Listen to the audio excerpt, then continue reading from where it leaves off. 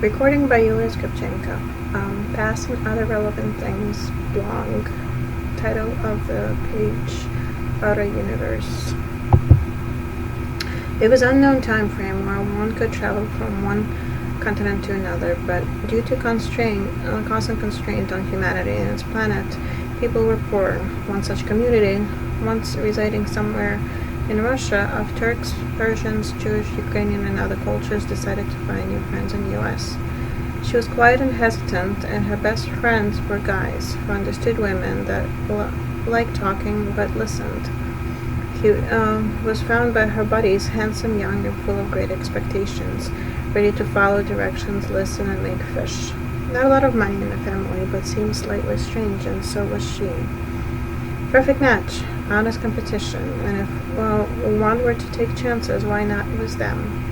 After many hours of perspectives from adults, she found herself with a guy who didn't speak her language, came home and bought sturgeon from a man in a butcher shop. She thought it was early to start with black caviar, but they never did let them return a fish. Sturgeon, slightly dry, but its eggs with a bit of salt and oil and sour cream taste divine.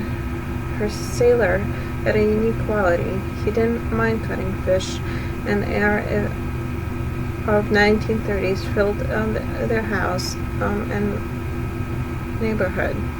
There was a strange connection between a guy who sold sturgeon to him. He spoke her language, and one day she asked her new husband to translate some words.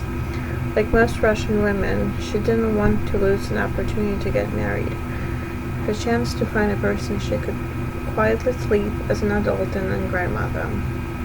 She was used to a game of preference at home and philosophical conversations. Love for art, technology, robotics seemed to be the only future to the world. He, of course, was too young and was less leveraged, but strange uncle who contemplated that women in general were headless, and his child should settle for a simple solution, making a woman into a telephone, but not going gay himself. All this was accomplished with the funny drawings, and our heroine was intrigued by a new family with a funny culture. She was a woman, but like being equal, and so headless was out of the question. But how to explain politely such funny circumstance? That their husband accidentally picked all the right choices, and his uncle was just the right mystery to make life fun. Years went by, and kids grew up, and then grandkids, and then found drawings of an uncle that resembled Dali, and asked Dad a question. How did the two of you survive these? Our sailor remembered his wife and her confused look the first time. He apologized profoundly. Cold Siberian river went through her veins, and then warm Russian kissing. But if you never tried, you never met a Russian woman in your life. Moments with her husband. She was afraid to let go. Unfortunately, competition is always around the corner to explain why they're a better match.